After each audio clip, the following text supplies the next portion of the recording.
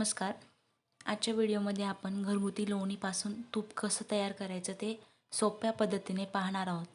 हे तूप बाजारातील तुपापेक्षा जास्त चविष्ट, शुद्ध आणि आरोग्यदायी आहे किंवा असते. तर इथे मी 15 दिवसाची साय जमवली आहे. त्यामध्ये 1 चमचा दही टाकले. तर इथे मी ब्लेंडर आणि मिक्सर न वापरता साय कशी फेटायची त्यापासून आपण लोणी कसं काढायचं हे बघणार आहोत. तर तुम्ही बघू शकता मध्ये मध्ये थोडं थंड पाणी टाकायचं. अगदी 10 मिनिटात फेटून घ्यायचं. त्यानंतर लोणी एका साईडला आणि दूध एका साईडला होतं. ते तुम्ही बघू शकता. इथे बघा, लोणी एका साईडला आणि दूध एका साईडला झालेलं आहे. तर अजून 2 मिनिट फेटून घ्यायचं. त्यानंतर आपलं लोणी तयार झालेलं आहे.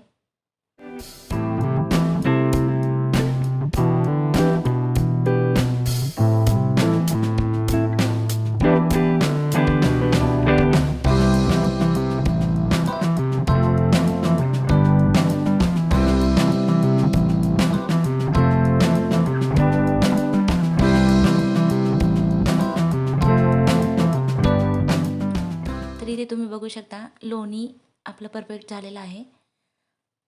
तर इथे मी थोडंसं पाणी घेऊन बघितलं की लोणी आपलं आलेलं आहे का नाही.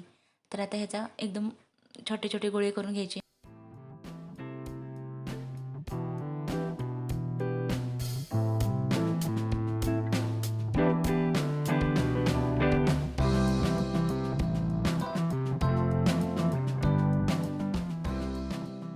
इथे बघा, मी मोठ्या भांड्यामध्ये लोणी काढले आहे आणि या ज्या ताकापासून आपण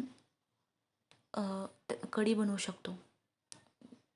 एकदम छान लागते. तर इथे बघा, मी 2 वेळा याला धुवून घेतले आहे. तर इथे आपलं लोणी तयार झाले आहे.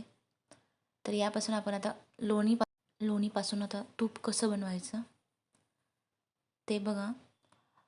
लोणी ते कडवायला ठेवले आहे.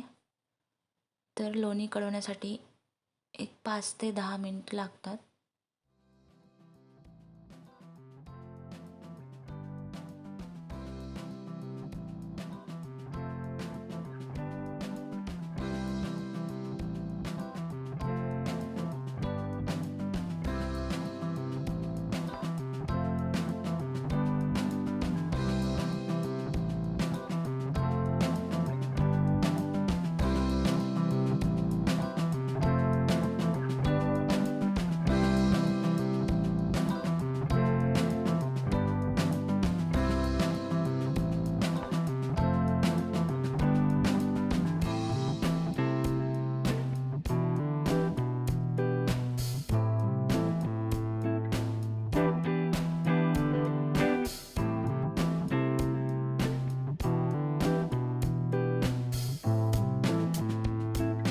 तर इथे बघा, तूप चांगलं कडलं आहे.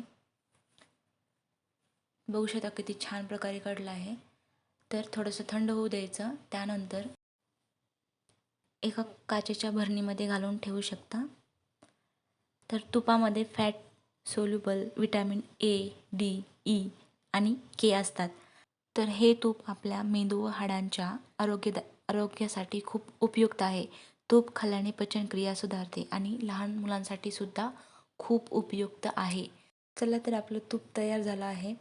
आवडल्यास लाईक करायला भेटूया नेक्स्ट व्हिडिओमध्ये.